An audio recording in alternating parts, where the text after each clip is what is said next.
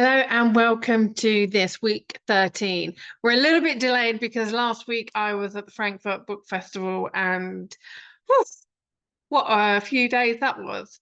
And so this week we're going to be discussing the live love, marriage, and the multicultural minefield, what no one tells you about intercultural relationships. Now, as you know, I don't speak about things that I don't have any experience of. And I married one of those bloody foreigners that my parents always told me to keep away from. And if you've read Friday Bridge, then you'll know about these strange foreigners speaking different languages, putting funny ideas into my head. And they did. And it was great. And I've traveled the world. And so today I'm going to be diving into some of my own personal insights, but also some of the insights that friends and I have shared about their relationships. I will be doing this by myself today because my amazing VA is not with me. At the moment, she will be back later on in the week. So you've got me. So technology working and Dawn's brain working after a long weekend of traveling. Let's get on with it. So this is dated the 16th of October, but today is actually the 20th of October. So just a date stamp there for us. So let's get cracking. And so obviously one of the things that I do, as you know, is I like to give let me just move these meeting controls out of the way. There we go.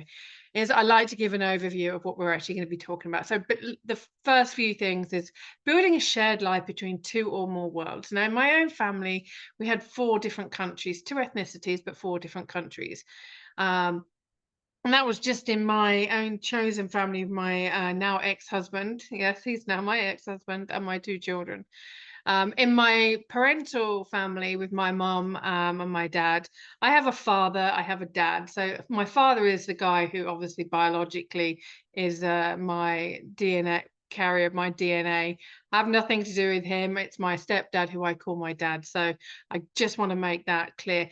On my father's side, I have Welsh, and on my mother's side, I have some Scottish, but my mum is English. So my father's paternal side of the family as well. So I've got some Celtic fire, obviously. Green eyes, well, hazel eyes. Why did I call them green? What on earth? And so even with those 3 countries of England, Scotland, and Wales, there's some intercultural relationship issues that go on there. And it's not as obvious as me and my ex-husband, who is Egyptian Palestinian. But again, it's about making sure that we're understanding how many worlds we're actually making up within our family.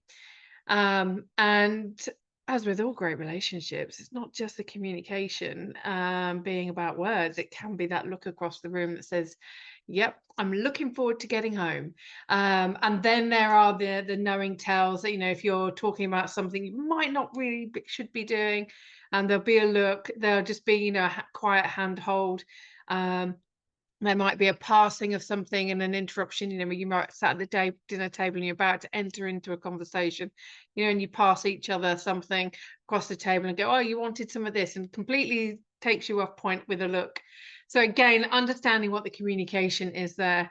And also about honoring yourself as well as all the different cultures and ethnicities and politics that go into multicultural families, because there is a lot of politics, especially if you're married to a Latino, an Italian, or an Arab. There's always going to be politics. And also, friends of mine who are from Russia, they will tell you that there's always a side helping of politics at the dinner table. So again, depending on what it is that you're entering into multicultural, and remember that multicultural doesn't always have to just be a different nationality or a different ethnicity. It could be a higher social class, lower social class. It could be economic multiculturalism. So again, looking at all these different cultures, social economics is what I was referring to there. And also remembering that when you're choosing to go against your family culture, tuning into love at every level. Because if it's your parents that are against it, as mine were, just learning to love them and understand their journey and the world in which they grew up in, as well as understanding the family of your beloved, and what is it that they have been taught? What is it that they've grown up with?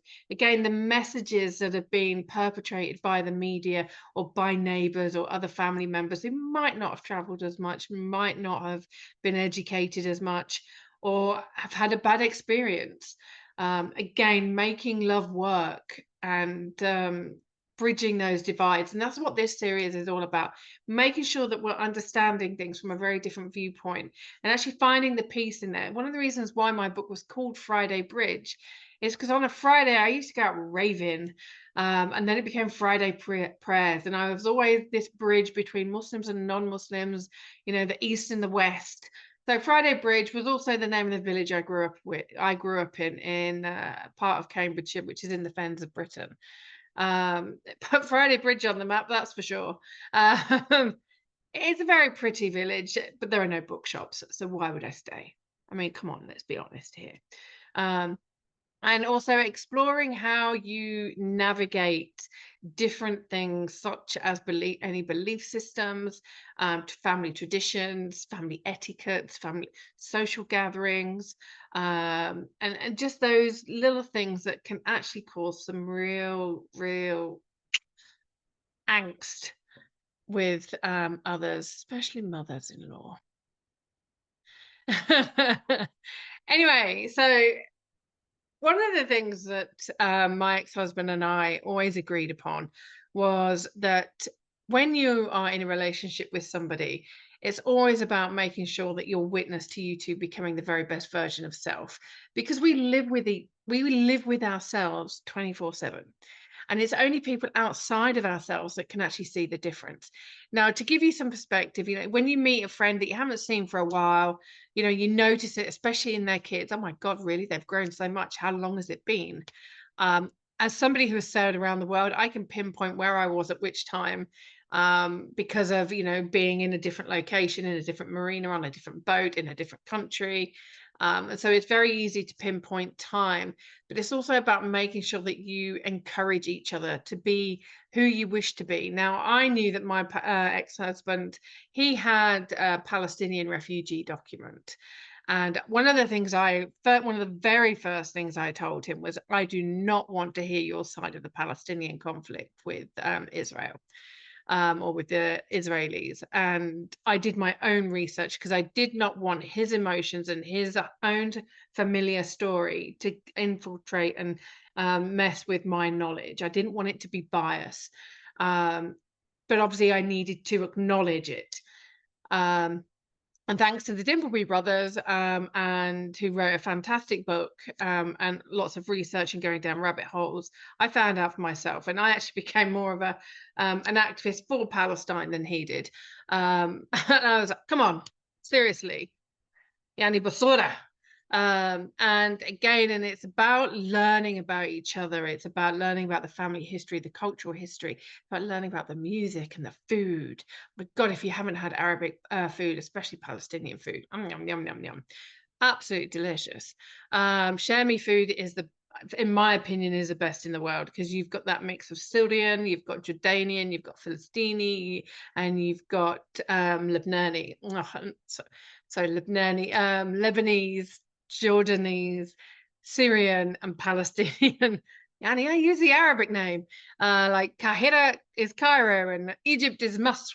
So I'm just going to remember to use the English names for them. I might not, but just bear with me.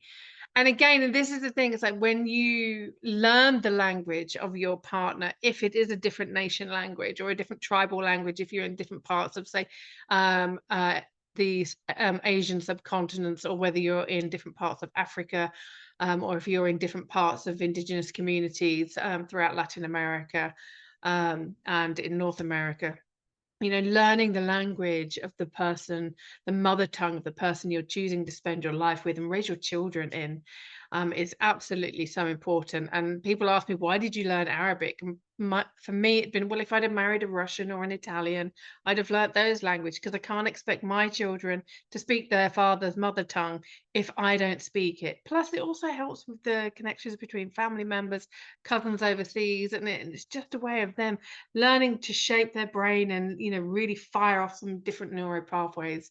It also teaches them to think about things differently, and it also applies a discipline and another level of respect for their grandparents. And then that for me is family is very, very important to me. And those that know me well know that my divorce hit me hard, because when I married for life, and it was like, okay, we can get through anything. I grew up in a very, my grandparents, they were together nearly 60 years. And my parents, they've been together over 40 years. So marriage was really important to me.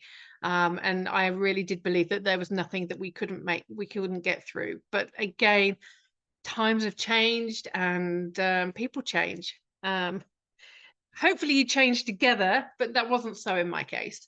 And it's about understanding, sometimes you do have to just call it a day. You change in very different ways, and things happen. One of you will be more in love with the other than another, and there will be, if you're growing stronger and the other one is not ready for it. It's about being in your divinity, like I touched on it a few weeks ago, in your divine feminine. Sometimes men can't handle that, they can't handle the strong woman, but then equally the woman can't handle the divine masculine, and maybe has some daddy issues. And we're seeing it a lot with what is supposed to be modern day feminism, which a lot of the time is just angry women needing to sort out their daddy issues. And again, it's about understanding that and having patience and helping each other to grow to that next level. And if you're not willing to do that, and you're not willing to talk about your problems, I'm not a marriage counselor, but it's the same with any relationship, whether it's your business, your supplier relationship, your client relationship. Talking about these things, is so very important. And I do find that humor always plays a very big part. When I heard, I can't remember, there was a song, "She's a Giggle at a Funeral." That's not the title of the song, but "Way Down We Go." I think it's Calio. I am the giggle at the funeral. I will laugh at the most inappropriate things. Sometimes because I find it funny, other times because I'm nervous. And I remember when my ex-husband had a brain tumor, and um, we were overseas in Greece when it happened, and we used to really love the techno music. And I remember a very dear friend of ours, Rob, when my ex-husband was in hospital, he turned around and said, he goes, "I bet you if we'd have played some techno when he had that grand mal seizure, he'd have been bang on time." And it made me laugh. I hadn't laughed for since it had happened, but it was just the right amount of humor at the right time, and it was so true, because he was convulsing very strongly, and our techno was very strong.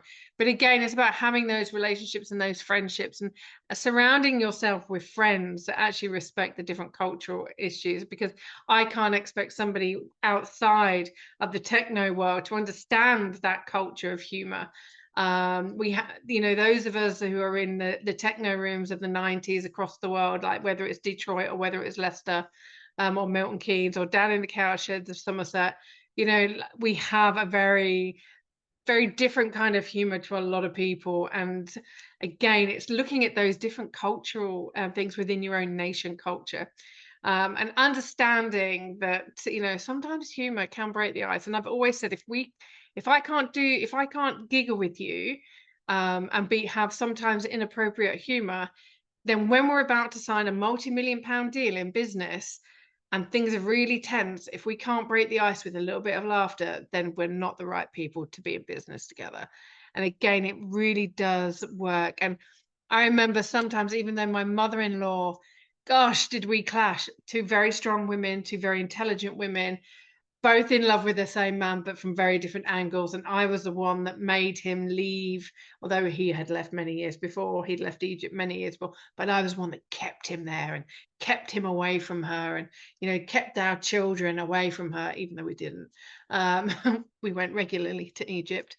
But even though we clashed, sometimes a cheeky little comment would break that ice, and it was knowing when to say things and knowing what was culturally appropriate. And that's the beauty of understanding the culture. And I've seen so many relationships, intercultural, national, international relationships break down because that people just don't learn each other's cultures. They create their own, which is so very important, but they don't learn the culture and the language and the history and the politics of the other person's life growing up. And that is what has led to a lot of the breakdown.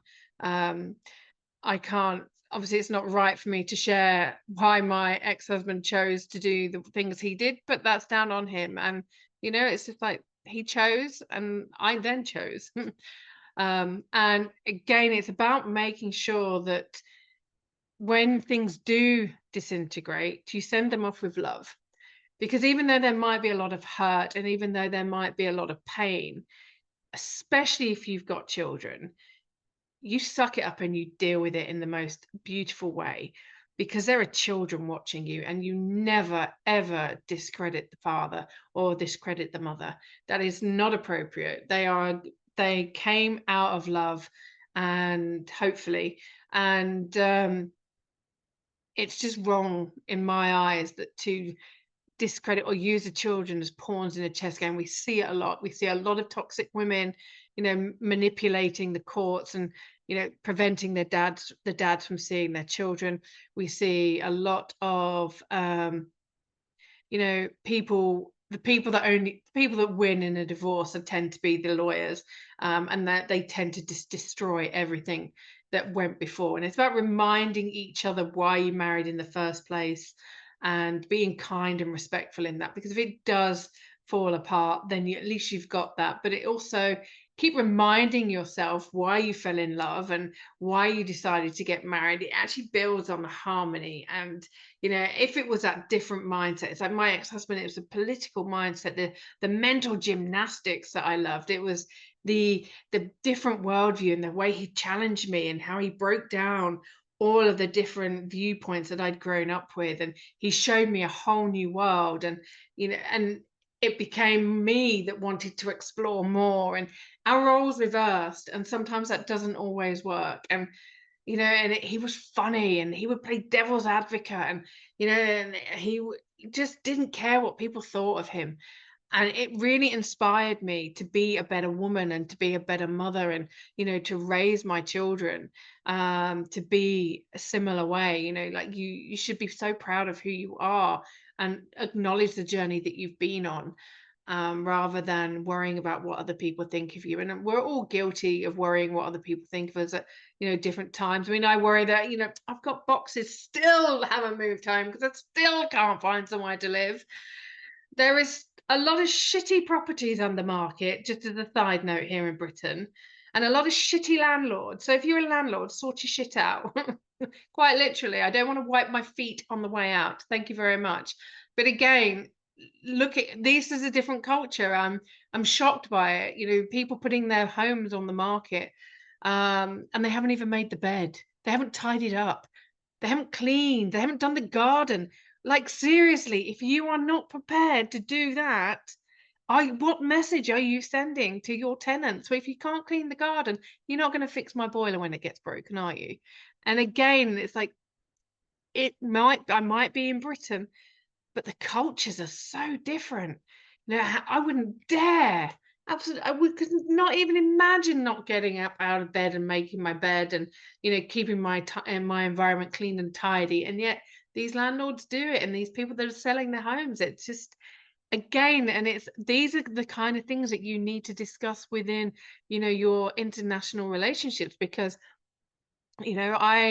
I've never really liked wearing shoes. I've always been that one that runs around the garden in bare feet. But when me and my ex-husband got together, it was certainly no shoes in the house. When you meet the family, no shoes in the house, and there's no outward affection shown. That's a very private thing, which worked for me. My nan and granddad were very private, so were my parents. It wasn't all, you see some couples and you're like, get a room. And it's same when you're going on holiday and you're in a different country with a different culture. It's about paying attention. looking at how the elders are with one another, look at how their parents or how your partner relates to their parents, and is that something that you want your children to, if when before you go on and have children? And again, how are they taking care of themselves, and how are they taking care of their if you're with a guy and it's like, how is he taking care of his mother? Because that would tell you a lot about how he takes care of you. And and if you're wanted to be with a woman, it's like, how is she taking care of her dad? How is she speaking about her dad? How are they speaking about their exes? Again, this all comes into different cultures. And again, I don't want people to get hung up on it being a nation or an ethnic culture that's different. It could be a generational difference. It could be like the microcultures within a nation, within an ethnicity. Especially, look at India with all the different caste systems there. When we're looking at North America within the indigenous Indian community, different tribes, they've got different cultures, but they're still North American Indians. And I'm saying that because, again, I don't want to get confused with the subcontinent Indians of South Asia. Pakistanis were, if we go back far enough, like they were all India. And it's again thinking about remembering this. If you've got friends who are not very aware of the world, it's like if somebody who you've met somebody from Zimbabwe, remember that their parents might refer to themselves as Rhodesian. Again, all of these different things, they need to be really understood and had as that foundation for harmony within the family, because that's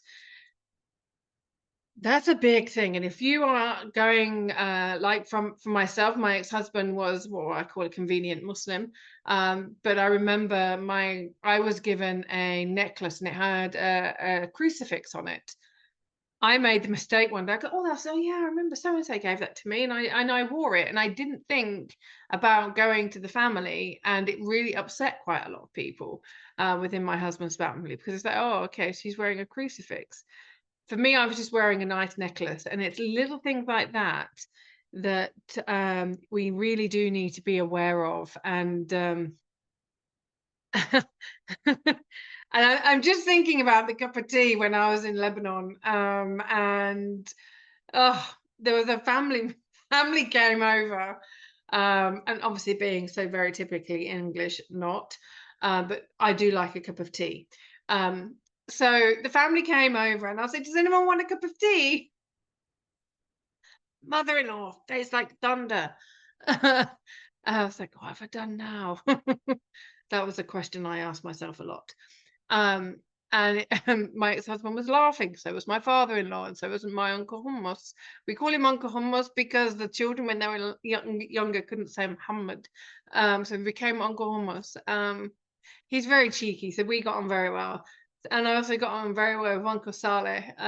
Getting emotional now because I haven't seen him for a while, and Uncle Saleh is not with us. But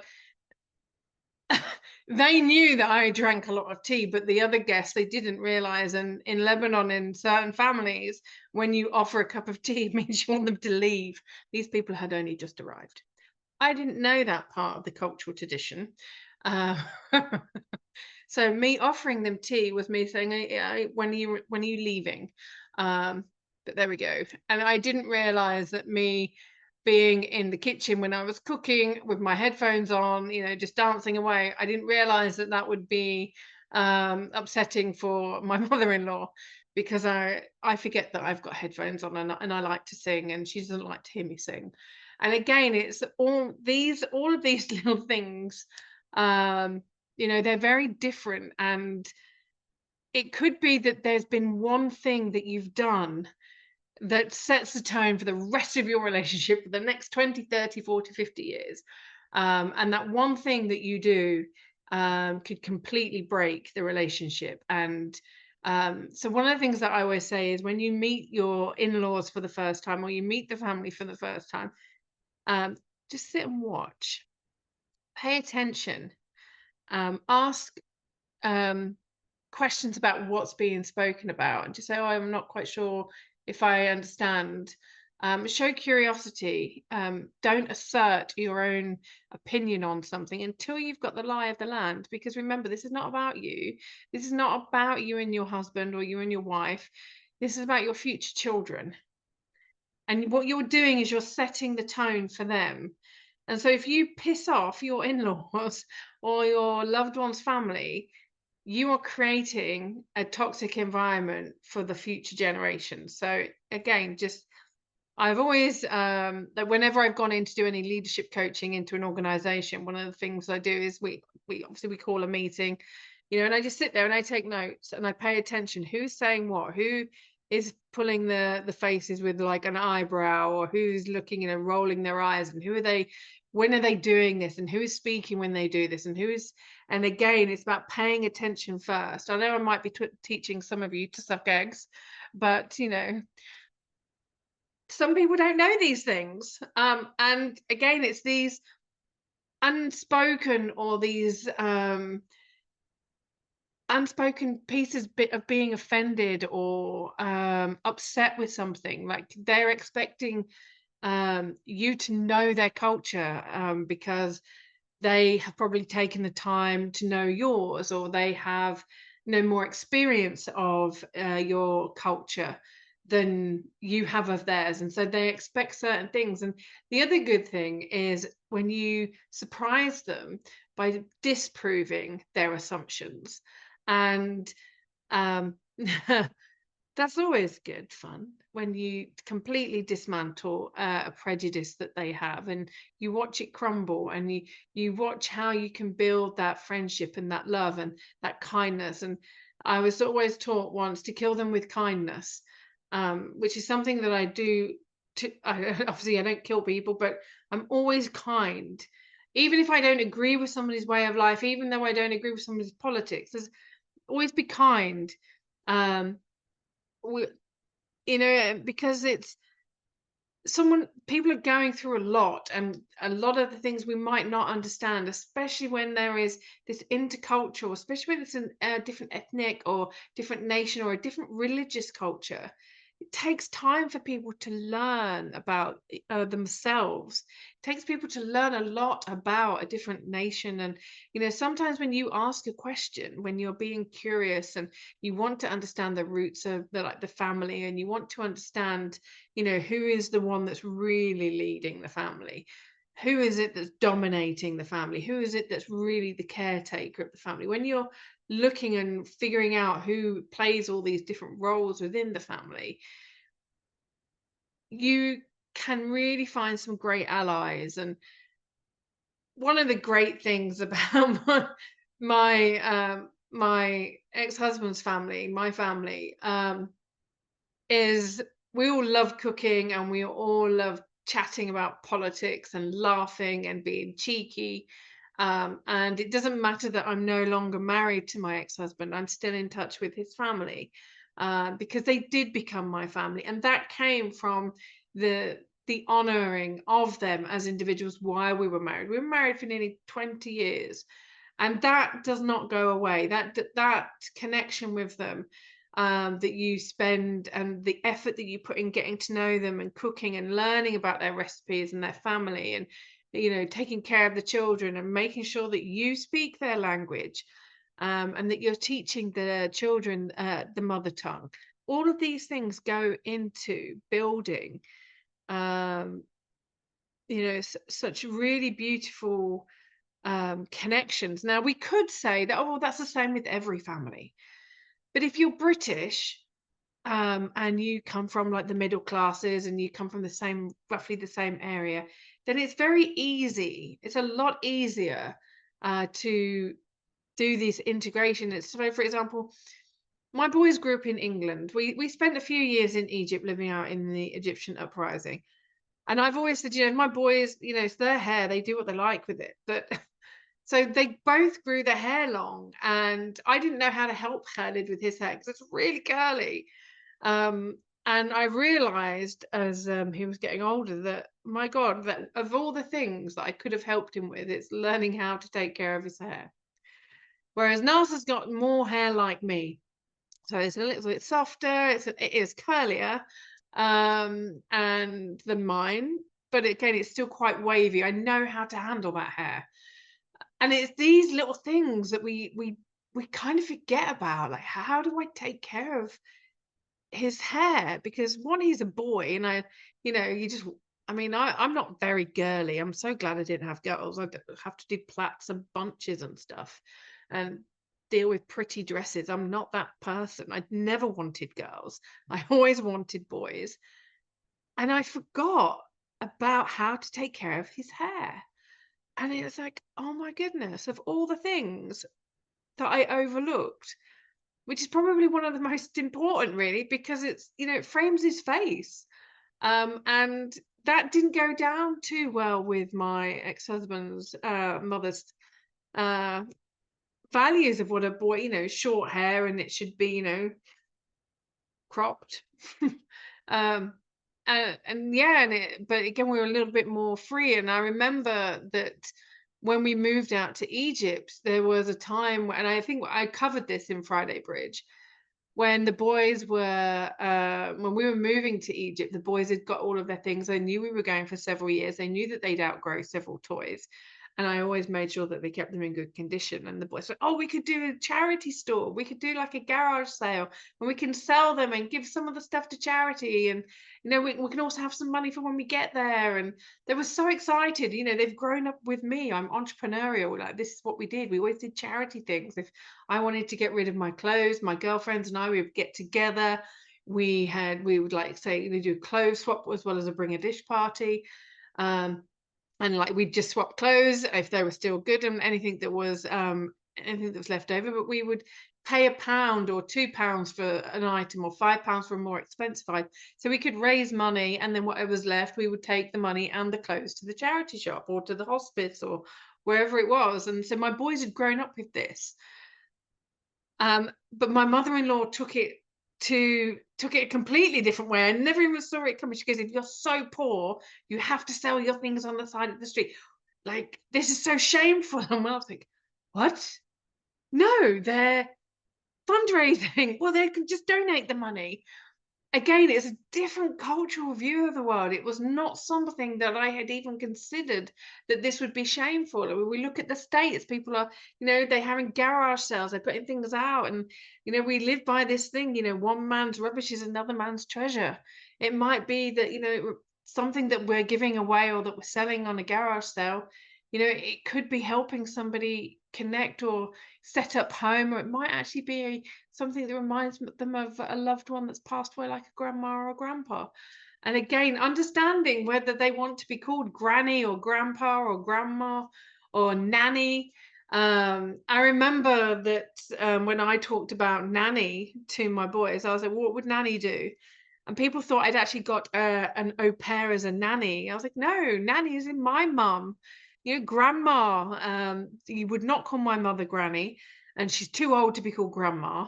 Although she's now a great grandma, and she quite likes great grandma, but it would be nanny for mine and my brother and sister's children.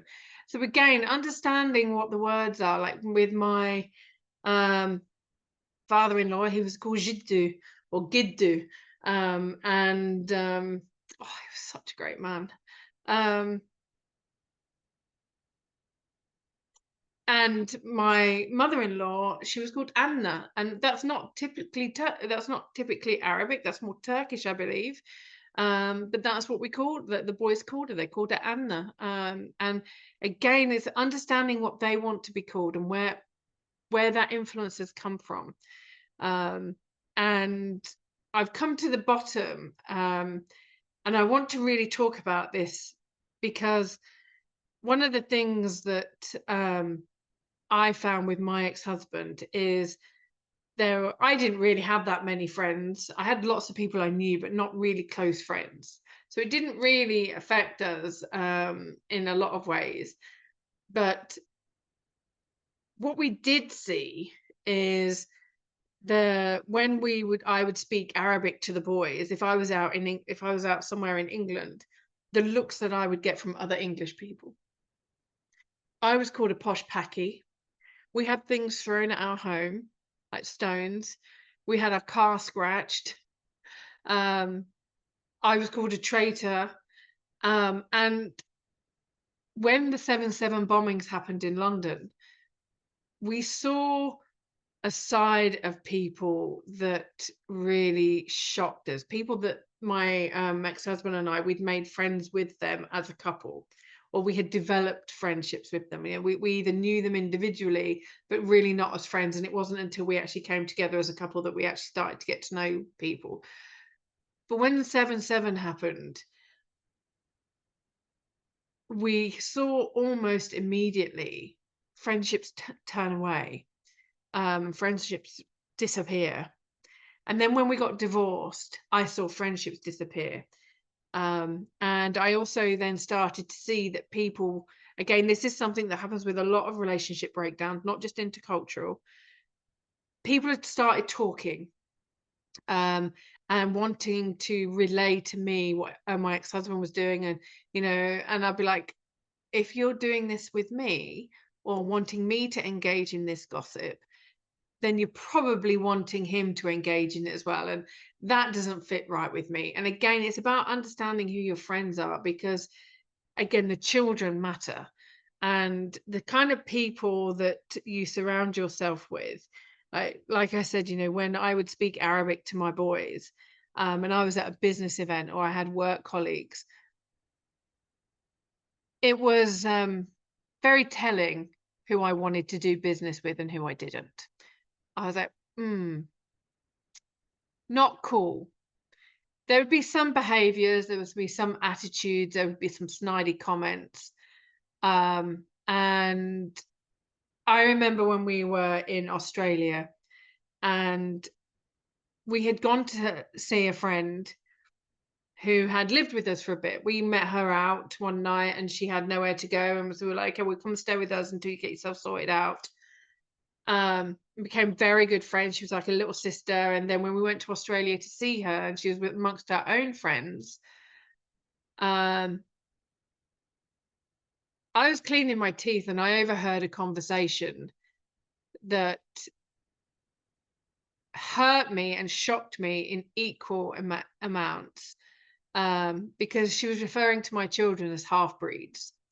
And I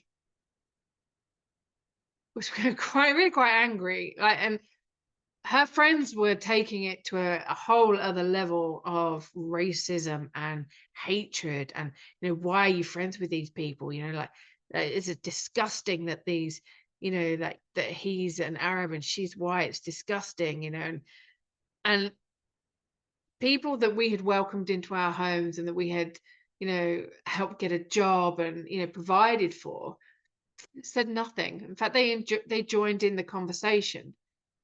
And needless to say, that was the end of that friendship. But it really spoke volumes. And this is something that if you are going to have an intercultural, interracial, interethnic, or interreligious relationship with someone, seeing how your friends treat you both, when they're with their other friends, and if you get invited to their home. Like, for example, Ramo and I were invited to a friend's wedding. Lovely couple, really lovely couple. We arrived at the wedding. I was the only white person there. He was the only Arab. Everybody else was black. And I was shocked. I hadn't seen that before. But then I wasn't shocked. I wasn't surprised, because it's just normal, really. Ramo and I would be the only interracial couple, or interethnic couple in a lot of places. It's just that it's normally all white, but this was all black, and it didn't matter. Like, we were welcome, we were loved on, and it was so joyous. And to them, it didn't matter that we were interracially, interethnically married. And it was just so interesting. And this is the thing, when your friends are with their other friends or when they're with their family, that's when we really start to see the levels of friendship and the levels of understanding and the levels of respect for who we are as a couple, or who you are as a couple. So just be aware of that, because when you're speaking a different language or you're practicing different religious belief, but different religious traditions, that you might not have done before, it really will show you who your friends are, and it will show you whether if you're in business, it will show you who you want to do business with. It will show you, um, it does show you a very dark side of society. Even, when the boys and I would walk to school in the morning, um, we'd go through a park, and the boys went to a private school, and so it was a very nice walk, and it was very, we had a very lovely community. Um, until we didn't. Until my son was bullied, after everything kicked off in Egypt. Um, and there was all this thing with ISIS, and the school became quite a volatile environment for my eldest son. Very dangerous for him to attend school. So we had to remove him from that school, and then we removed my youngest as well, because again, if it wasn't safe for Khalid, there's no way I was going to allow the school to. I was not going to put my youngest in an unsafe position. And these are the things that you sometimes overlook. I mean, okay, the hair thing wasn't really, in the grand scheme of things, it's not a big thing, but it absolutely is. And it's these little things, when your friends want to touch, your child's hair, or, my friend Debbie, who's passed away now, when you looked at her and her mum, oh my God, they were identical. Her mum was white and Debbie was black. And it was like, oh my God, you two look like you're identical. People couldn't understand me when I said that. I'm like, but look at them, they're identical. Because I didn't see the color as a difference. Even though I did, it was just their facial features. It was just like, wow. Um, it was amazing. And Debbie's mum hugged me, because she was like, "You're the first person who's ever seen beyond the color to see how alike we are." I'm like, "Oh, then people are a bit daft." And even when you look at my children, like when you look at my youngest son, apparently he's a spitting image of me. I don't think so. He's like, we got freckles. Um, but when you look at my eldest son, he's got elements of my mother's side of the family. And so again, but he's different ethnicity, but he's also male. And again, when people will look at your children, or when they look at your lifestyle, and they'll go, "Well, I'm not racist, but it doesn't really look like you," or "I'm not racist, but you know, I think it's a bit wrong to have kids that are different ethnicity." And it's like, what? Uh, and then they're, like, you'll see something political on the news, and you can feel the shift. If there's something on the news, not that I watch the news, um, my parents watch far too much of it. Um, God bless them. Um, and you can feel the shift in energy. Or if you see something happen, like if you're walking down the street and you see like a pro-Palestinian protest, when I've done that before, and like my friends will just look at me like, "Oh, you didn't go today?" I was like, "Oh no, I was there yesterday." My youngest was on an anti-war march when he was 4 years. No, my eldest was on an anti-war march when he was 4 days old.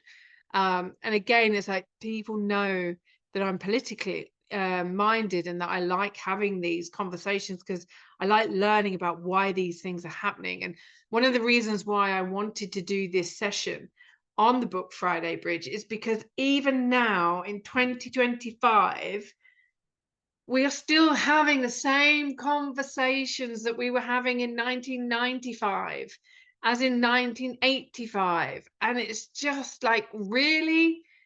We're looking at putting people on the moon and dealing with robots and AI, yet we can't even sort our own internal shit out. And it just like, oh my God, we need to deal with ourselves first. Um, and this is the thing, when you come out and you feel the shifts and you hear the comments, and you can see that, the grandparents might treat, your siblings who had children with someone of the same ethnicity or the same nationality or the same religious beliefs or what have you. When you see your parents treat your children differently, it tells you a lot about your own parents and about where they grew up, and how you can actually help bridge their understanding. get them to see that they are of them. And but if they can't move past that, if you're given a choice, it's either him or her or us. No parent should ever give a child that choice, and the fact that they give that choice means they should lose.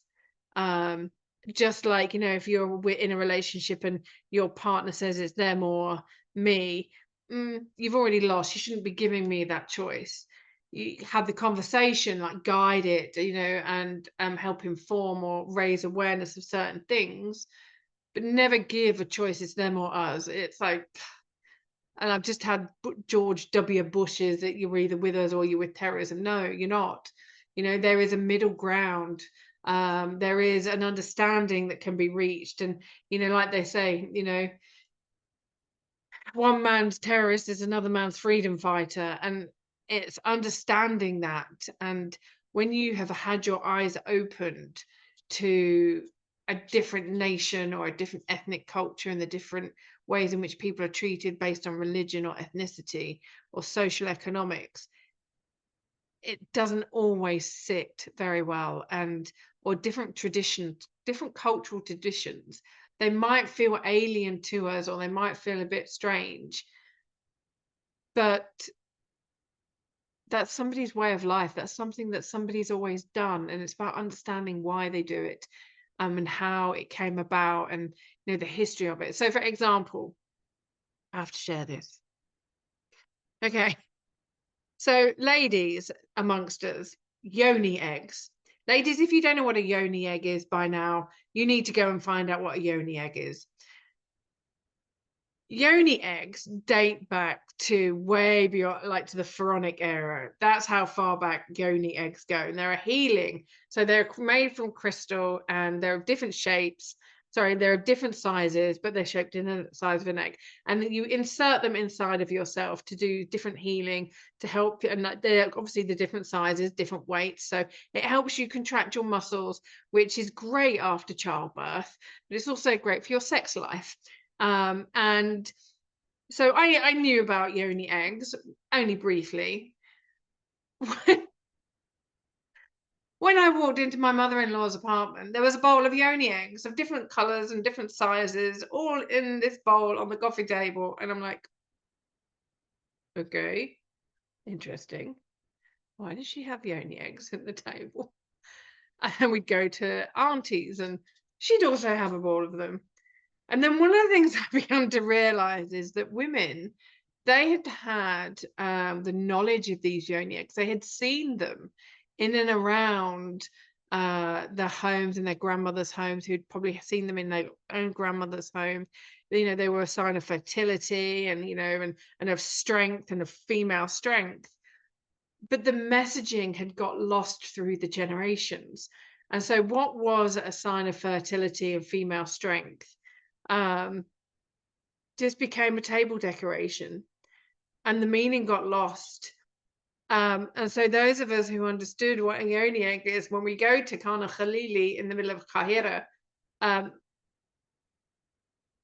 is Khana Khalili market. There is no other name for it. I can't say that in English. But in Cairo, we see all these yoni eggs, or we go to an Egyptian home and we see the yoni eggs on the dining room table or on the coffee table. Reining yourself in, love. Don't ask them why the yoni eggs are on the coffee table. It's just not a conversation you need to be having. That wouldn't probably not go down too well with your mother-in-law or your mother-in-law to be. So again, understanding internal dialogue like that, but also understanding the internal dialogue like, oh my God, what are they doing? Like, what the hell? Sometimes my face comes with subtitles. Even if I'm not speaking, my face is speaking.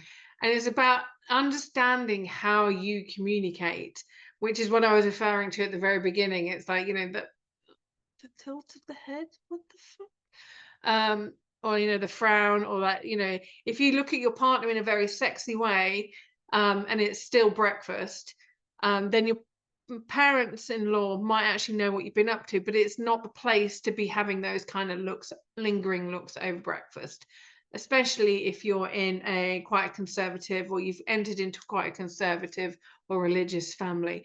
Um, it helps you it helps you learn a lot about yourself because this internal dialogue that you have to unpack it. And sometimes you have to unpack it without your spouse. And sometimes you have to just bite the bullet and ask the parent-in-law or a cousin, um, or an auntie. Aunties are always a good bet. Because they haven't got the responsibility. Aunties are always cool. I am an auntie, so I know that. Um, but sometimes when you silence the mind and the internal dialogue, which is not always easy for some of us, and you just sit and just observe and you just accept and you just receive the knowledge and this gift of having people open up their life to you, open up their history to you, that is such a blessing. These people have trusted you with the most inner sanctum of their home and of their life and their very being.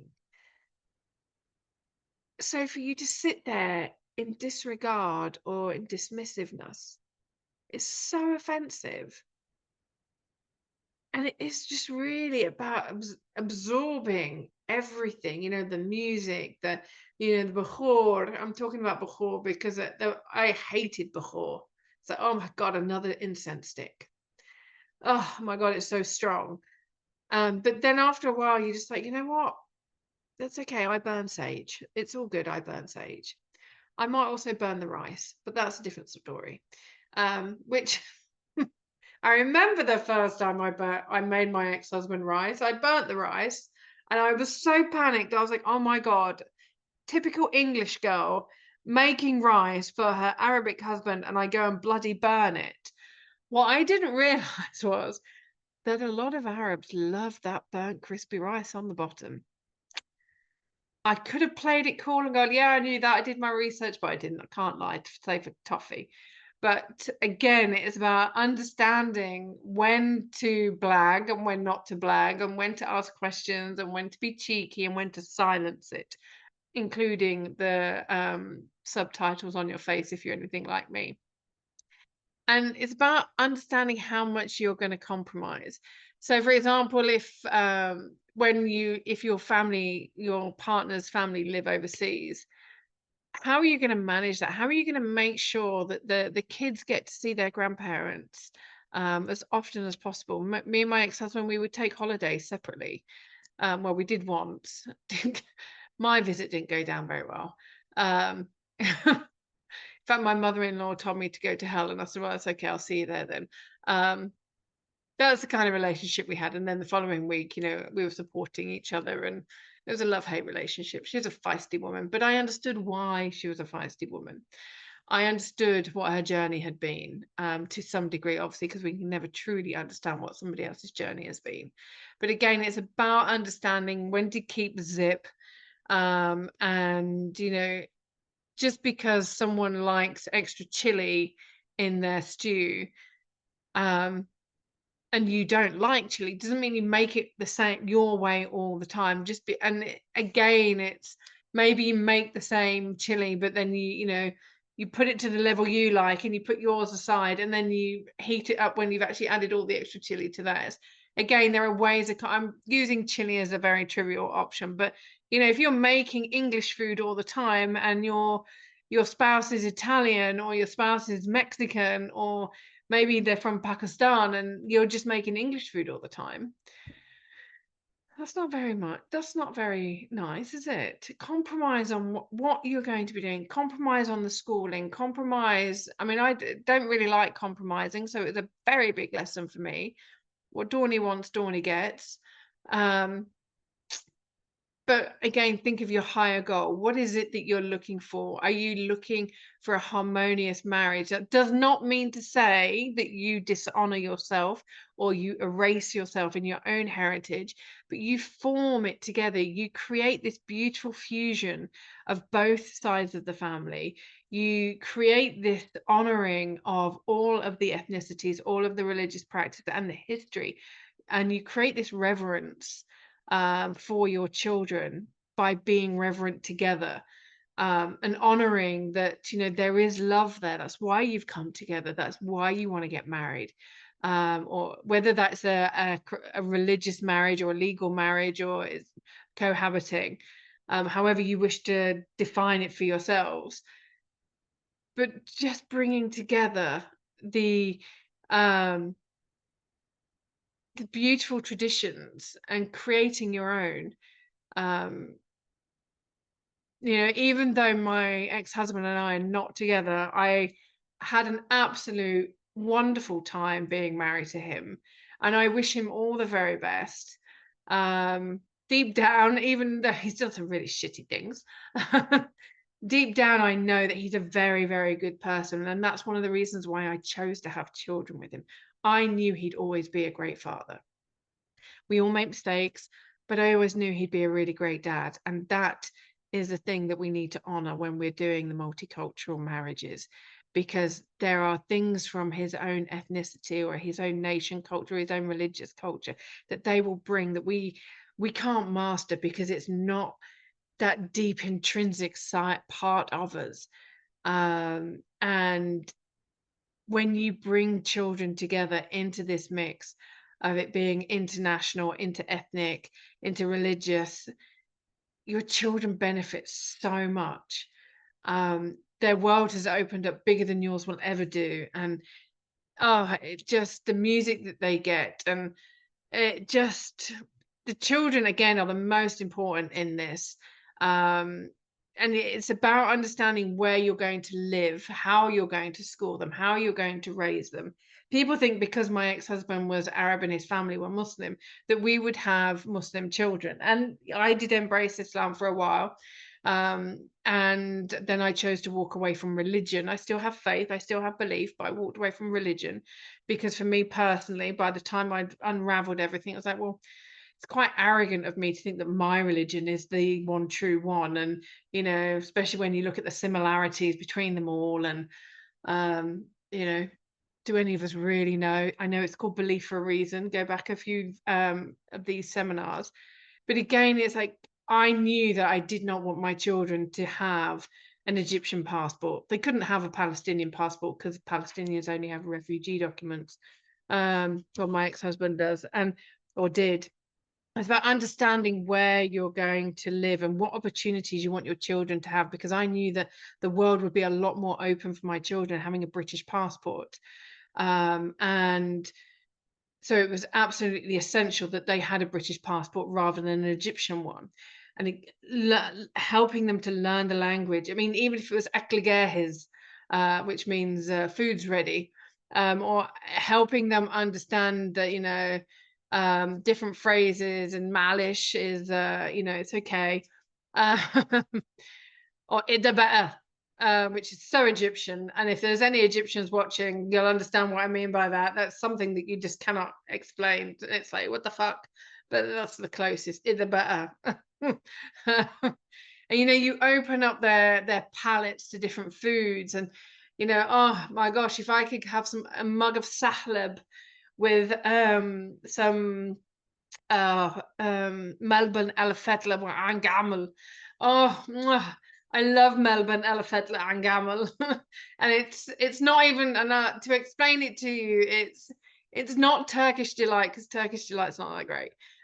Melbourne is an Egyptian jelly kind of, it's so nice. And it has angamel is a walnut, and it's dusted in this type of sugar, and the elefetla, it means on a string. And on a cold winter's night, you've got your mug of sahlab, which is ground iris flowers, a little bit of starch, some ground coconut, and some hot milk with some pistachios and more desiccated coconut on the top, and maybe some raisins, and you just have it. It's like a hug in a mug. And all of these things you bring to the marriage. And when you marry someone you bring to the family when you marry someone from overseas. And it's just and when you've got the mash you made with cabbage, or you've got musa'a, you know, and all of these different foods, and kibbe, and yum, yum, yum, yum. And I have some mulachea in the fridge, and it's just like, oh, I remember when I saw mulachea for the first time, this green slime, I was like, what the fuck is that? I ain't eating that. I tell you what, I went back for fourths. It was the most delicious chicken soup made with, but it was only, the stock was only made from the chicken. But oh my goodness, I love it. I love it. I love it. I love it. What can I say? I love food. I love Arabic food. And again, it's about embracing all of that without losing yourself. And I remember when I lived in Latin America and I was like really craving food of home. And it was like, what do I want? I was like, oh, and I had to get some aubergines and I had to get some tahini and some garlic and lemon and olive oil. And I had to make myself some baba ganoush. Yum, yum, yum. It's one of my go-to things. You know, with nice flat bread, or like with some carrots and some peppers, you know. And again, it's all of these different things that we bring in, and you learn to cook them as auntie made them, or as your mother-in-law, or the great grandmother of the family made them. And like tabbouleh, I have to just talk to you about tabbouleh. Okay, if you see tabbouleh and it is got a tiny bit of parsley in it, that is not tabbouleh. It is not. Tabbouleh is like 94 to 96% parsley with a little bit of red onion, with a little bit of tomato, with a tiny little bit of bulgur wheat. And if you're gluten-free, you can make it with some polenta or something similar, with lemon juice and olive oil and salt and black pepper. That is tabbouleh. Tabbouleh is green.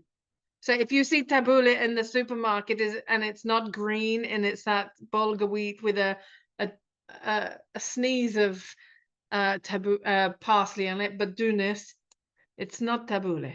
I have to just make that very clear. I'm very, very, like, if you're gonna put food out there and say it's from a different nation or a different culture, get it right. And again, all of these opportunities that you're teaching your children all about these beautiful things, like the artwork, the music. Like, I love listening to Arabic music and Latin American music as I travel, and you know, my boys have embraced it as well, and it's just so beautiful. Um, and I know that I'm going on because I really, this is something that I'm so passionate about. But again, all of these different things that you're teaching your children and choosing for them, you know, you're preparing them for a world that is coming. And when we see all this racism, it's these people that are resisting the future. And just like I'm resisting AI a lot of the time, no doubt. You know, I'm not resisting AI. I do use AI in my business, automations, like what have you. But when you bring two worlds or three worlds or four worlds together, and you travel the world, and you live amongst the people, with the family, you're breaking down so many barriers. You're educating your children, you're educating the future. And is that is such a beautiful thing. And they form their own identity, and they can really become grounded in that if you do it properly. And when I say do it properly, it's about reminding them that that who they are is a very beautiful person, and we're all different. None of us are one pure ethnicity. Not one of us is one pure nationality. If you go back far enough, I've got Danish and Norwegian in me. I'm proper Viking. But again, it's about understanding that it doesn't matter where they come from. In a lot of ways, it's about what we're creating for the future.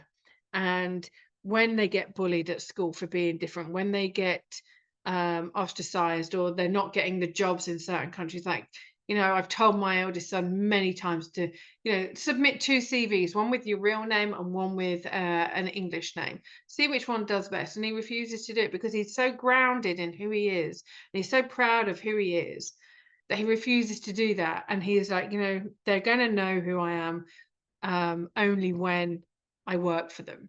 They don't have the honor of knowing me if they're going to be that prejudiced at the beginning. And that's the thing. It's like their values and their morals deepen. And they're helping to be the catalyst of evolution for the future. And always reminding them that who they are is it is this who they are and what they want for themselves and where they choose home to be. Home is always within us. They can be in any place in the world. Home is always within them because I'm there with them. Oh, well, I'm not with your children, but my boys know that it doesn't matter where in the world I am, I'm home. And I've taught that to them. And it might be that, someone goes, oh, do you feel like my ex-husband, do you feel more Egyptian or do you feel more British? Do you feel more Lebanese or more Egyptian? Do you feel more Lebanese or more British? And well, it's not a question that we should be asking. Really isn't, because we are all my ex-husband is all of them. He's Egyptian, he's Palestinian, he's British, he's Lebanese. My children are Welsh. Although that's sort of just a little soupçon. When you speak to my boys, they might be Arabic in ethnicity, but they're English in nationality and mainly their culture. But again, it's this fusion that we're creating. And knowing the difference between, like, for example, with the people that are marrying into Islam, the families that are of the person who's converting or reverting, or however you wish to say it, they might not understand it because they're seeing stuff on the TV. And a lot of what we see on the TV is a cultural version, an interpretation, and a very distorted version of that, of what actually religious traditions are. Again, just because I'm British and I might like to see the Houses of Parliament, with fireworks, etc., and I might like tea in the afternoon, I definitely don't like tea in the morning. Again, all of these different things, do we step foot into the house and say Bismillah or Salam Alaikum as we step into the house? Do we begin with an intention? Do we pray 5 times a day? How do we pray? What do we wear? How do we shake hands? Some of the things that we're seeing, they are cultural interpretations that rather than the actual religious tradition. And again, it's about knowing what's a family tradition as well as a religious tradition or a cultural tradition. Again, if you're doing international, one family might actually do Halloween full on North American style, but they might not really do Thanksgiving in the same way. They might not do Christmas, but they do Thanksgiving. Again, looking at all these and understanding what your family traditions are, and knowing and helping your children understand that. Because it does break down barriers and stereotypes. It does create peace and harmony. And like I said, I've covered the taste sensations and, the music and the different culture and the historical lessons, and, I made jokes about my mother-in-law, God bless her, and, may she rest in peace. I've touched on the formalities and the ratifications and making sure if you do marry overseas that you do get your marriage ratified and legalized in the country of your home, because that is really quite important. It could come and bite you on the arse a little bit further down the line. But at the end of the day, just remember why you came together. Remember to create your own family culture, embracing all of it and letting go of the bits that do not serve you, because there will be some stuff that your ex-husband, or sorry, your husband or your wife's family do and want you to do. And it's like, maybe you can just nod, say, Iwa mama, or you can say, yes, yes, Baba, or whatever it is. And you just go about and do it your own way anyway.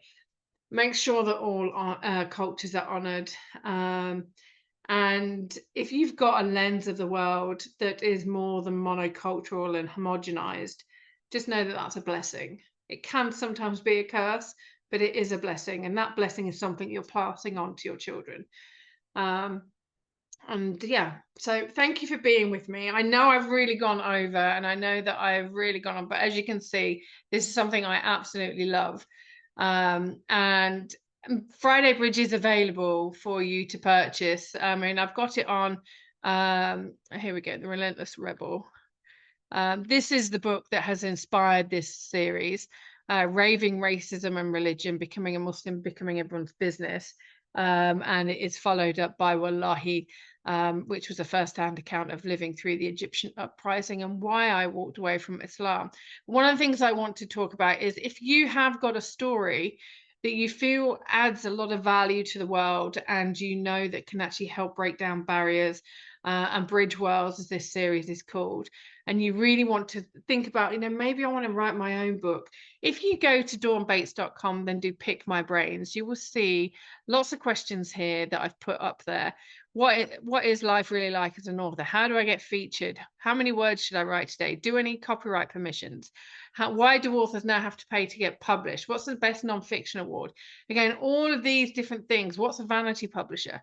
All of these different things, there's so many questions on there for you to dive into. And if you want to actually follow up after reading those with a session with me, then you can book into the author strategy session with me. It's for 45 minutes. It is free of charge. I'm not going to charge you. It is my time, and my time is valuable, but I want to make sure that authors are getting the help and support that they need and the encouragement that they need. And I do specialize in books of a social impact, human rights nature, and cultural cohesion. So if that is your book and I seem like somebody that you really could work with, then do let me know. You will get all the links to all of these. Tai is going to make sure that that happens. And I just want to say thank you so very much for joining us today. And this is definitely on the replay because, like I said, I was at Frankfurt International Book Fair. Very good fair. Which I found out, people were boycotting, and that was after I went. But outside there was a Palestinian Liberation Book Fair, which was really great. So not all was lost. It brought a lot of people to Frankfurt, and it then actually put a lot of attention on the Palestinian situation, and that's some really great Palestinian authors. So again, if you feel like I'm someone you can work with and you really want to embrace your truth, then do book one of those calls with me, and we can start to work together and see how we can take this forward. In the meantime, have a really blessed day. I'm now going to go and have some dinner because my dinner is here. My dinner is ready, and yeah, have a really great week ahead. Ciao for now.